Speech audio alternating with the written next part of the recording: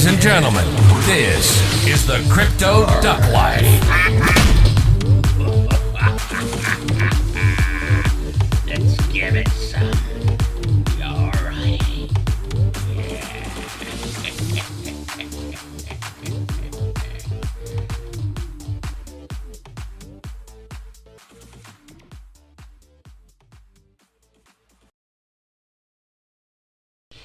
Yeah. Alrighty then, you flightless fuckers. It be Saturday, so I don't want to keep you long. I'm sure there's drinking, partying and other shameful activities to take part in.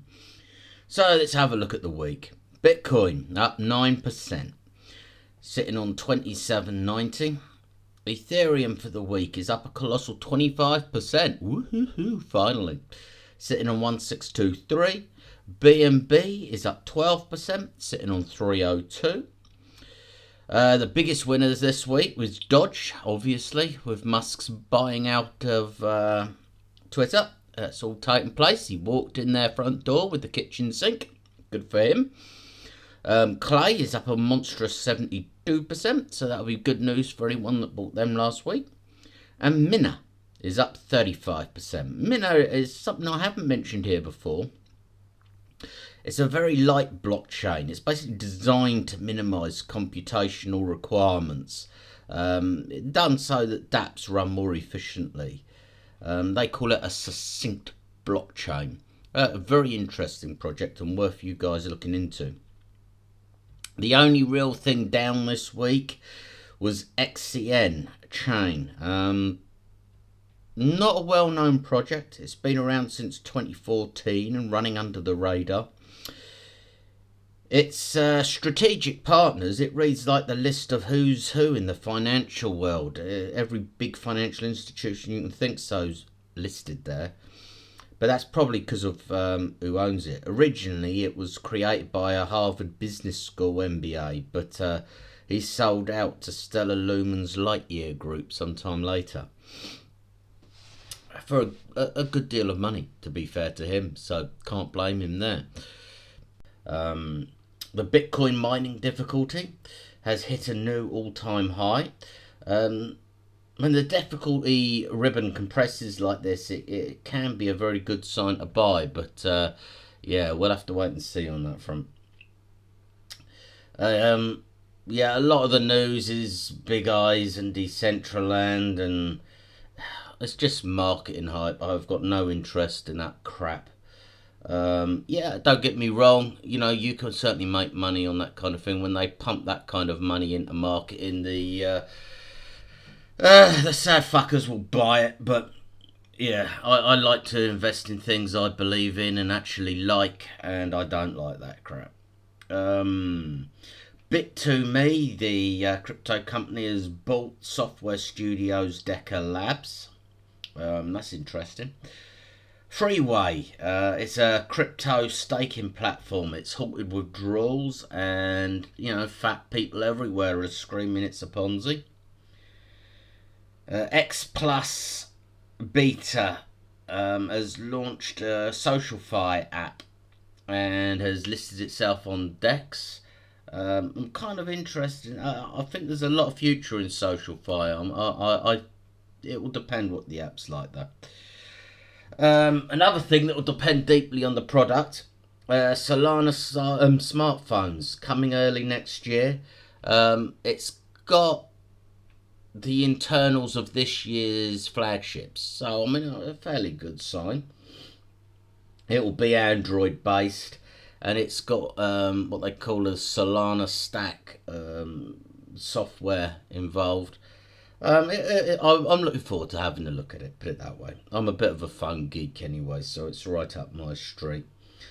Other things coming next year. Hong Kong's crypto bill should come out in Q1. And just to prove no one knows anything, Azuki's NFT skateboards have started a bidding war. If, you know, you understand why anybody's interested in an NFT skateboard, do let me know, because I'll be fucked if I can work it out. Bitfarms BXA is up for fraud. Lee Jung-hoon, the chair, well, let's face it, he's looking at Prism. Ooh-yah for him. Near Foundation, they've set up a £40 million fund to bail out USN investors in case of it ever crashing. I do like the whole Near thing, to be honest with you, so that's a plus. Bitcoin outperformed all other assets except for the USD in Q3, but then, yeah, I'm not sure what's going on with USD at the minute, not my field. Hackers used Gate.io's Twitter account to conduct a phishing scam. So if you get a message off of Gate.io or see a Gate.io post, do not give money. Twitter is also developing its own crypto wallet, which I'm very interested to see. With the money behind Twitter, I think you could see very good things with that.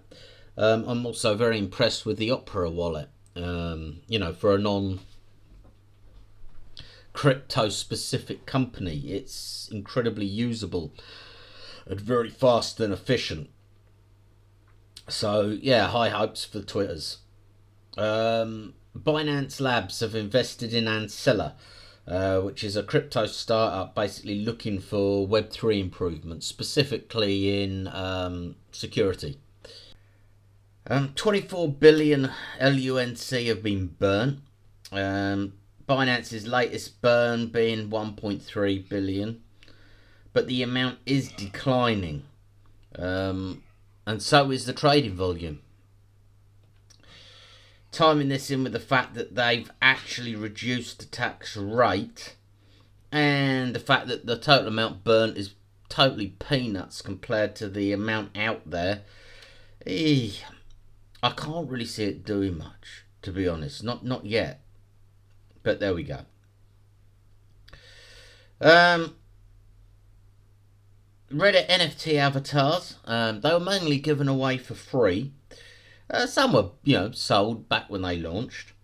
But they've been steadily going up in value. It seems that people really, really want that flex on social media. And I have very little doubt as they're going for thousands, like.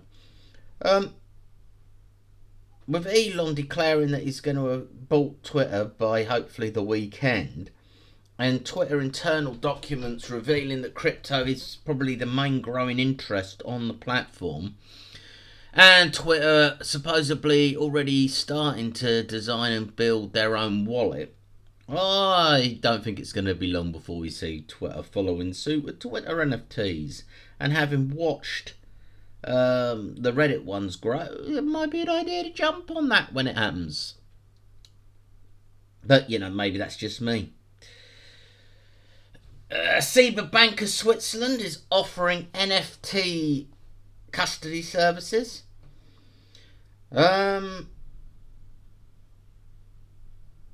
Christ, there's a lot of NFT shit today, isn't it? Oh well. It is what it is. BitPay, payment provider, has added support for Polygon Matic. In world news, the UK has recognised Bitcoin and crypto as regulated financial investment. Instruments. I'm not sure whether that's good or bad, really. I'm quite sure it just gives them more fucking rights and ways to screw you out of what you own, but hey-ho. And Singapore has banned people from borrowing to invest, which they probably shouldn't have been doing anyway, so hey-ho.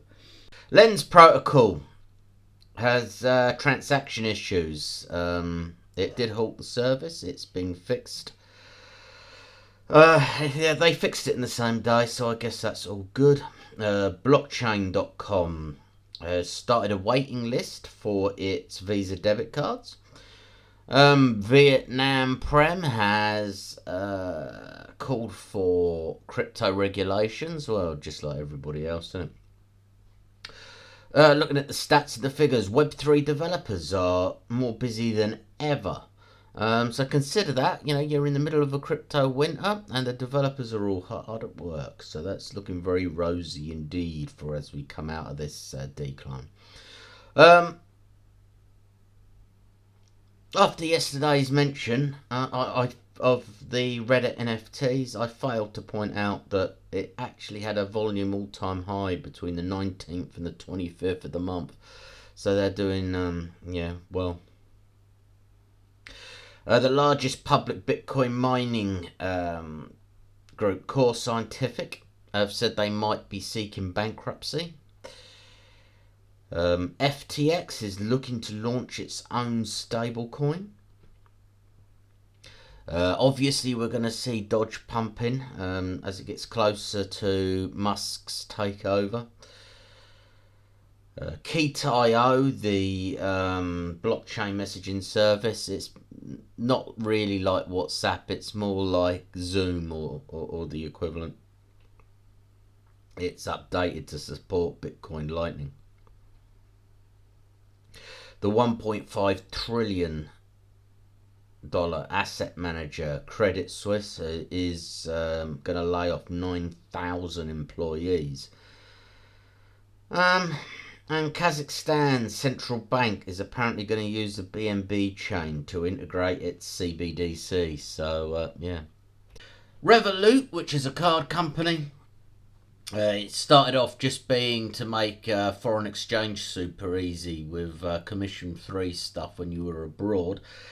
It then added crypto functionality, and apparently it's now intending to allow customers to make purchases with their crypto. So that's becoming more and more crypto orientated, that one.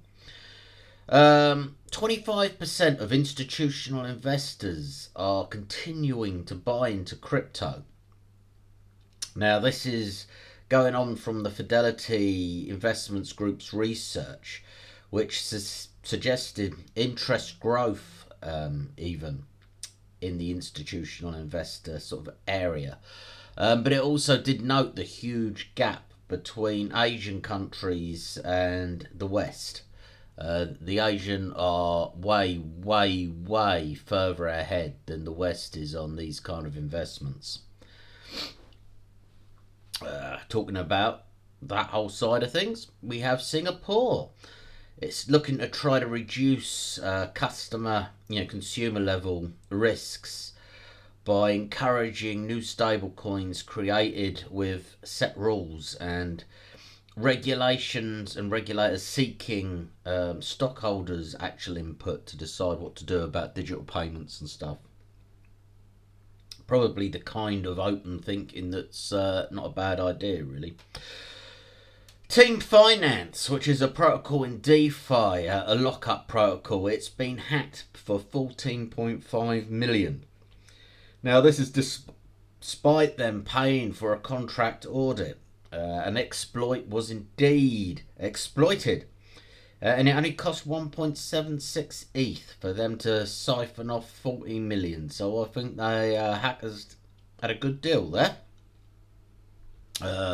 Going back to the whole Musk and Twitter thing, Twitter is trialing NFT tiles, and they're also planning to allow buying and selling through tweets. So, blimey, he's not even in the chair yet, and they're already going crypto crazy. And Visa, big time. Visa has made several trademark applications that hint to certainly a more impactful crypto involvement. Some of these trademarks included platforms, wallets, and NFTs. So yes, finally Visa is getting on the MasterCard bandwagon by the look of it. Right. Anyway, thank you very much for joining me today.